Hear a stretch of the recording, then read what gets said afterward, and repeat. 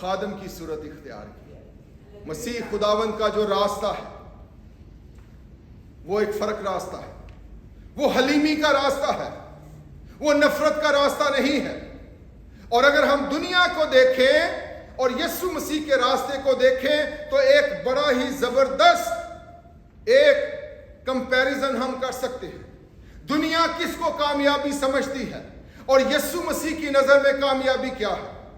اگر ہم اسی نقطے پر تھوڑی دیر کے لیے غور کریں کہ جب لوگوں نے یسوع مسیح کو زخم لگایا تو انہوں نے سمجھا کہ یہ بہت بڑی کامیابی ہے، لیکن مسیح کی نظر میں زخم لگانے والا کامیاب نہیں ہے، مسیح کی نظر میں زخم کھانے والا کامیاب ہے. دنیا کی نظر میں دکھ دینے والا کامیاب ہے. اور آج دنیا مسیحوں کو دکھ دیتی ہے اور اس کو کامیابی سمجھتی ہے، لیکن بائبل یہ بیان کرتی ہے کہ مسیح دکھ اٹھا کر کامیاب ہوا. اس نے دکھ اٹھا کر فرما برداری سیکھی. یہ ہے کامیابی کا راستہ. دنیا صلیب پر چڑھانے کو کامیابی سمجھتی ہے، لیکن یسوع مسیح صلیب پر چڑھ کر کامیاب ہوا. دنیا گالی دینے کو کامیاب سمجھتی ہے، اور آج بہت سارے لوگ مسیح کو گالی دیتے اور مسیح کے لوگوں کو گالی دیتے ہیں، لیکن یسوع مسیح گالی کے بدلے برکت دے کر کامیاب ہوا. دنیا بدلہ لے کر کامیابی حاصل کرنے کی کوشش کرتی ہے. یسوع مسیح معاف کر کے اور اس کے لوگ دوسروں کو معاف کر کے کامیاب ہوتے ہیں. دنیاوی راستہ دیکھیں اور یسوع مسیح کا راستہ دیکھیں.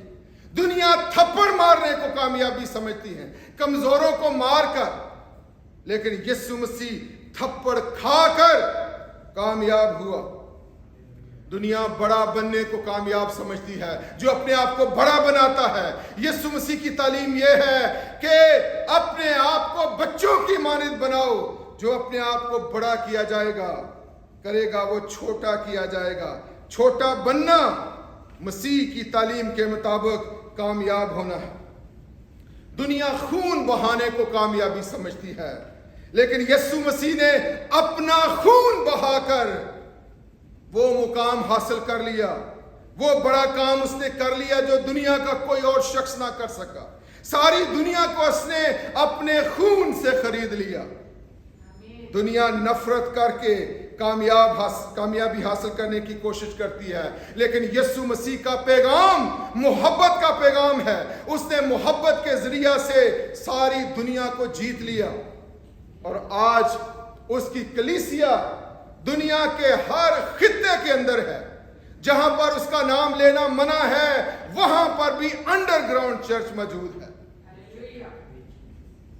دنیا ہتھیار اٹھانے کو کامیابی سمجھتی ہے، لیکن یسوع مسیح نے ہتھیار اٹھانے سے منع کیا اور اس نے کہا اے پطرس اپنی تلوار کو میان میں رکھ، کیونکہ جو تلوار سے قتل کرتے ہیں وہ تلوار سے قتل ہوں گے. کبھی بھی ہم کسی کو مار نہیں سکتے، ہتھیار نہیں اٹھا سکتے.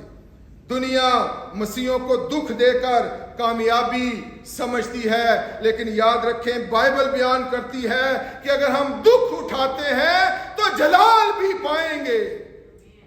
جلال کا راستہ دکھ اٹھانا ہے. اگر جلال تک پہنچنا ہے، گلوری تک پہنچنا ہے تو کوئی شارٹ کٹ نہیں ہے، وہ دکھوں کا راستہ. اور یہی راستہ میرے اور آپ کے مسیح کا راستہ بھی ہے.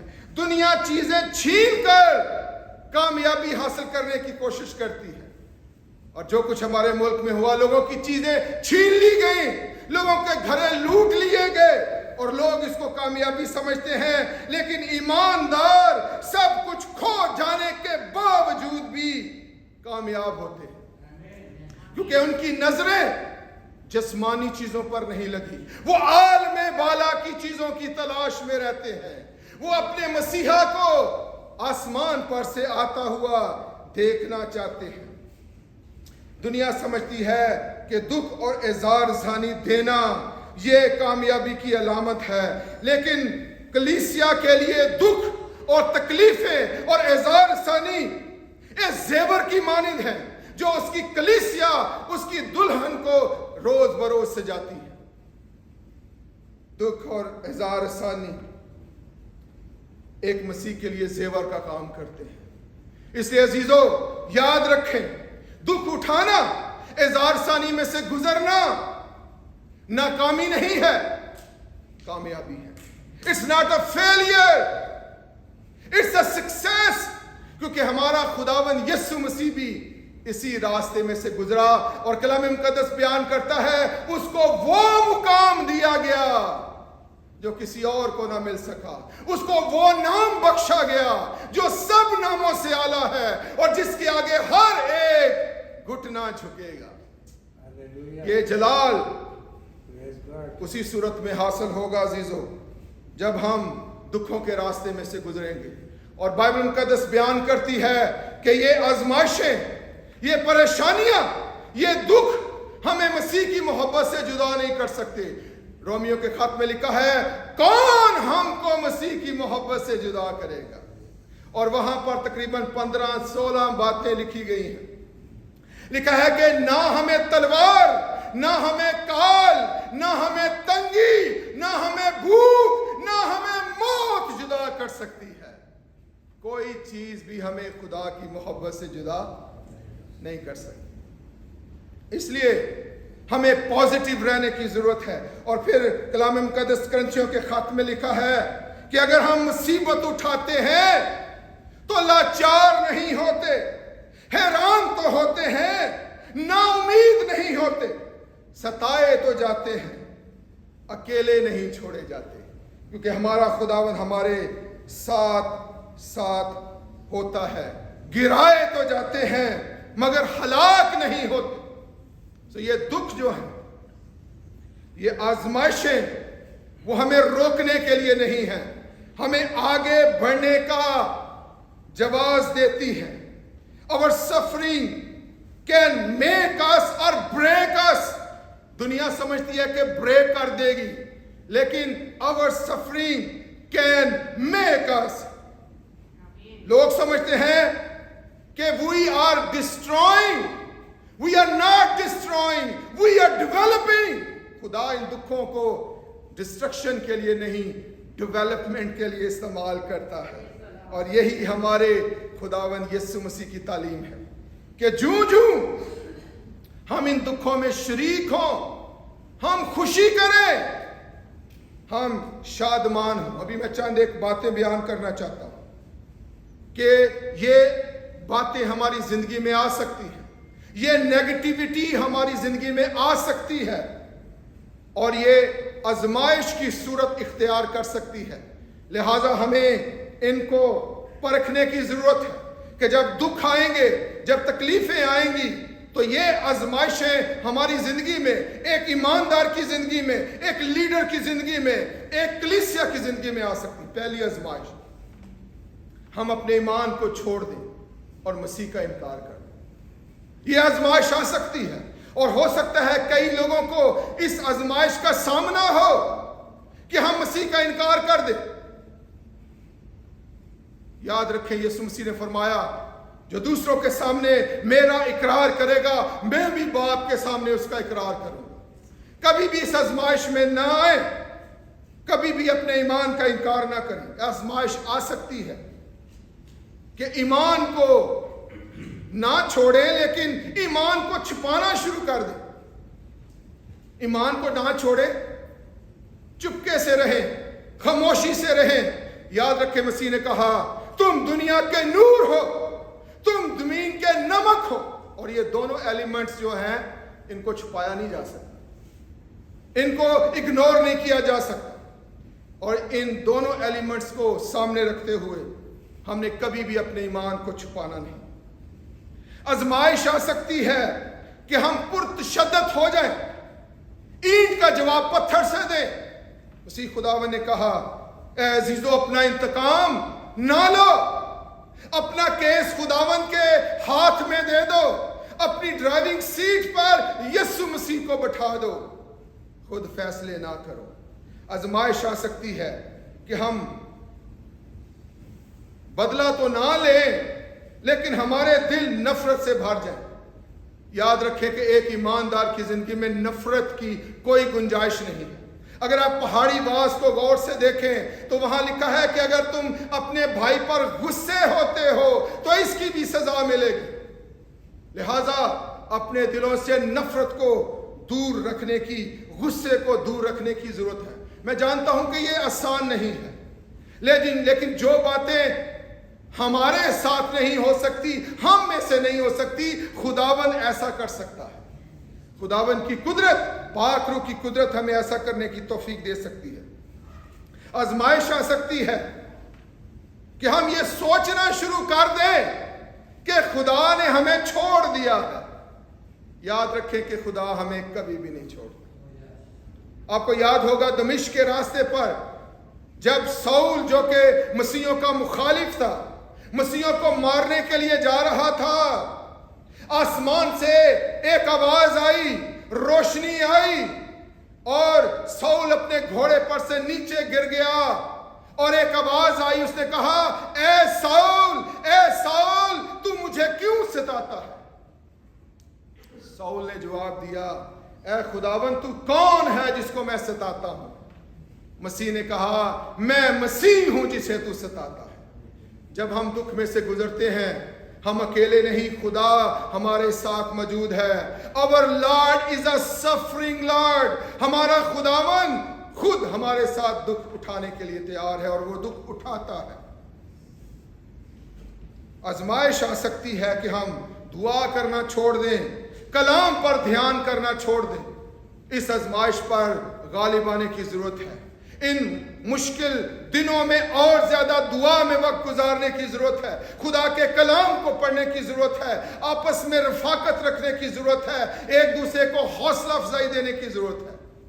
اور آپ کو یاد ہوگا کہ جب بھی رسول ستائے گئے، ان کو مارا پیٹا گیا، وہ بعد میں اکٹھے ہوئے اور انہوں نے خدا کے کلام پر دھیان کیا اور دعا میں زیادہ وقت گزارا۔ یہی پیٹرن ہمارے لیے بھی ہے۔ آزمائش ہو سکتی ہے کہ ہم مایوس ہو جائیں، ڈس اپوائنٹ ہو جائیں، سوگ میں چلے جائیں۔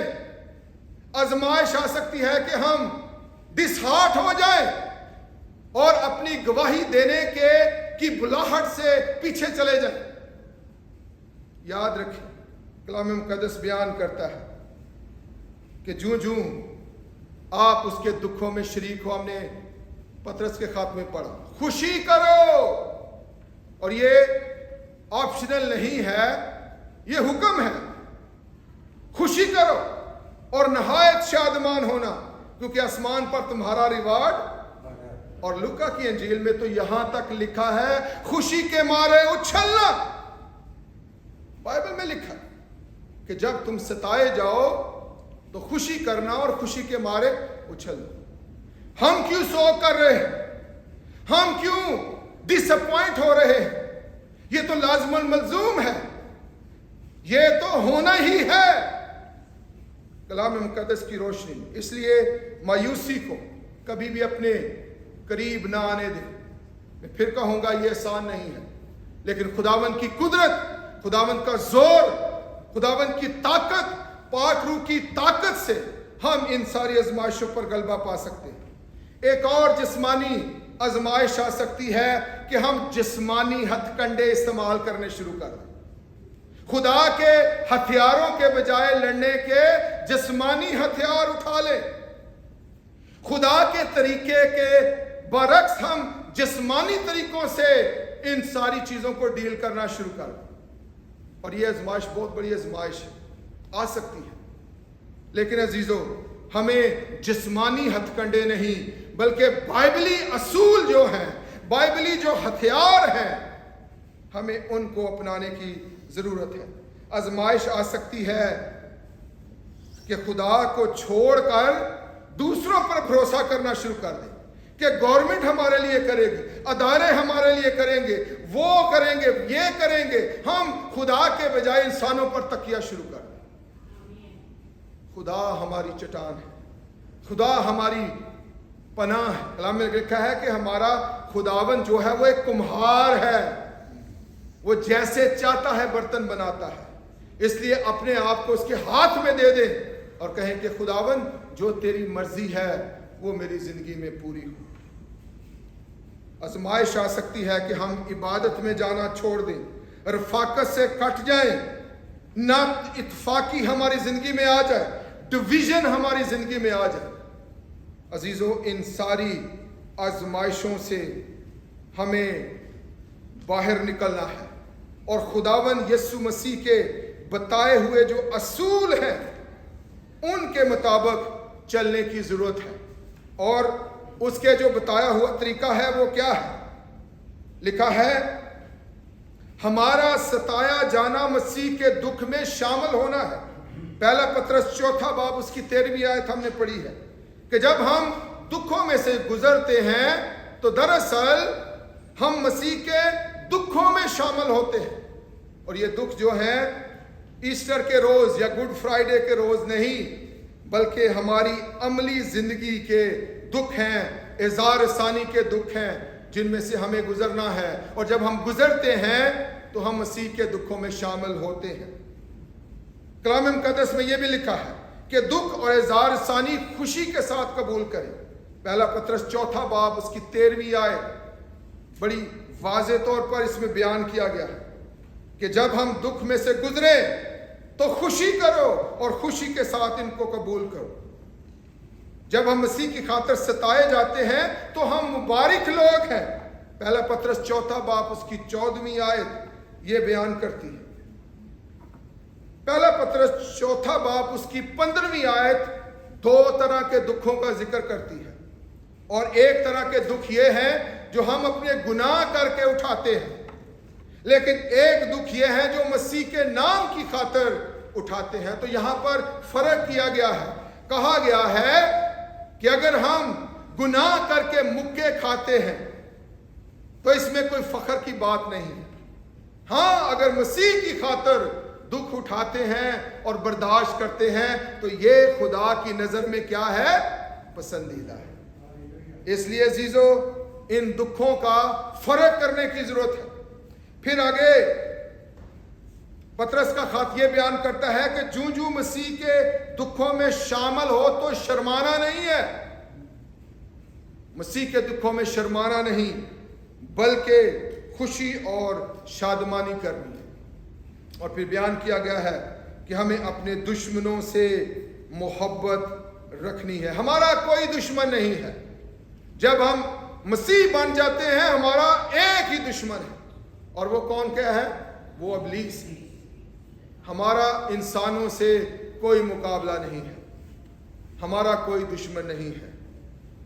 अपने दुश्मनों के लिए माफी की दुआ करनी है और उनके लिए दुआ करना है। और यीशु मसीह ने बड़ा खूबसूरत नमूना दिया। जब वो सलीब पर थे उन्होंने माफी का ऐलान किया, ऐ बाप इनको माफ कर क्योंकि ये नहीं जानते कि क्या करते।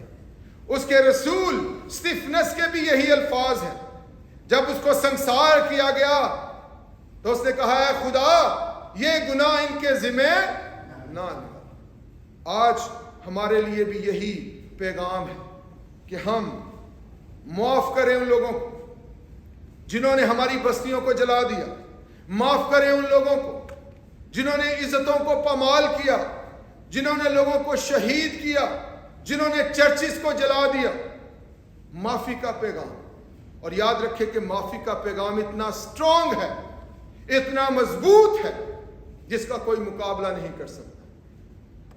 हमारी बुलाहट माफ करने की है, बर्दाश्त करने की है, दुआ देने की है, नफरत करने, ईंट का जवाब पत्थर से देने और बदला लेने की नहीं है। और ये बातें हम अपने खुदावंद यीशु मसीह से सीखते हैं। और आखिरी बात है कि नेकी के जरिया से बदी पर गालिब आना है। पतरस रसूल बयान करते हैं नेकी करके बदी पर गालिब आना है। सो अजीज भाई और बहनों, याद रखें हमें इन आजमाइशों से निकलने की जरूरत है और यीशु मसीह के अमली नमूने पर चलने की जरूरत है। और मसीह का रास्ता क्या है?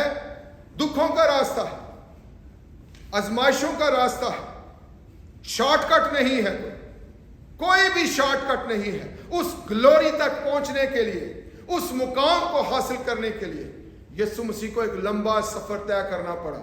और यही आज हमारे लिए भी है। उस आसमानी ग्लोरी तक पहुंचने के लिए, उस रिवार्ड को हासिल करने के लिए। याद रखें 5 किस्म के ताज हैं।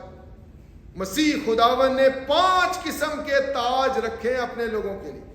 किसी वक्त फिर इस पर तफसील से बात करेंगे।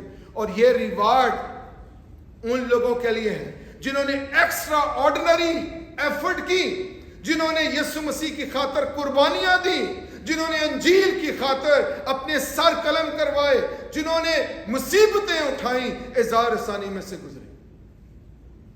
जो आखिर तक बर्दाश्त करेगा जिंदगी का ताज हासिल करेगा। इसलिए मेरे अजीजों, मेरे भाई और बहनों, आसमान की तरफ अपनी नजरें लगा कर रखें, इत्तेहाद के साथ रहें, खुदा के कलाम की खोज लगाएं, और जो बाइबल का नुक्ता नजर है, जो बाइबल का रद्द अमल है, उसको समझने की कोशिश करें।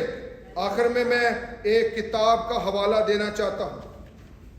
इस किताब के मुताबिक यह किताब है standing strong through the storms.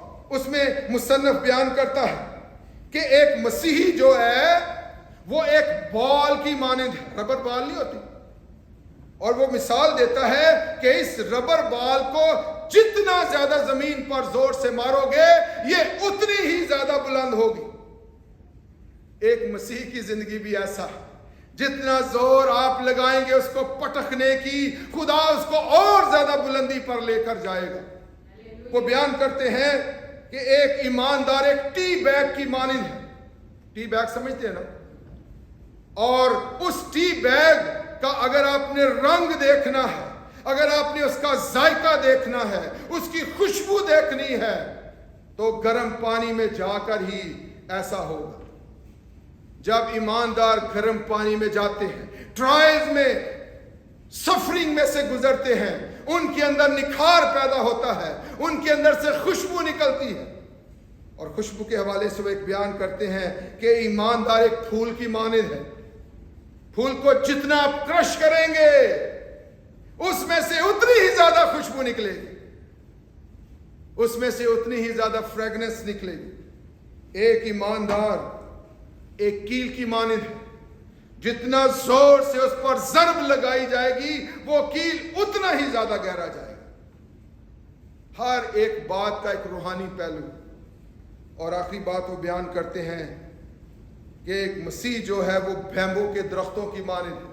Bamboo समझते हैं ना, बांस का दरख्त, जितना ज्यादा उसको काटा जाएगा वो दरख्त उतना ही ज्यादा बुलंद होता जाएगा, उसकी जो तना है वो और ज्यादा स्ट्रांग होता जाएगा।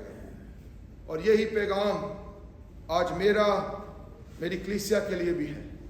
इन दुखों को नेगेटिव ना लें, पॉजिटिव लें, मस्बत लें। खुदा इनके जरिया से अपना जलाल जाहिर कर सकता है। खुदा इनके जरिया से ईमानदारों को रिवाइवल की तरफ लेकर जा सकता है। खुदा इनके जरिया से ईमानदारों को मजबूत करता है। खुदा इन दुखों के वसीला से हमें यूनाइट करता है, वो ब्लेसिंग की तरफ लेकर जाता है, जिस रास्ते पर हमारा खुदावंद यीशु मसीह भी चला। और आज वो दावत देता है हम सबको भी, और वो बयान करता है अपनी अंजील के अंदर कि अगर उन्होंने मुझे सताया तो तुम्हें भी सताएंगे, अगर उन्होंने हरे दरख्त के साथ किया तो वो सूखे दरख्त के साथ भी करेंगे। खुदावंद हम सबको इस कलाम की वसीला से बरकत बख्शे।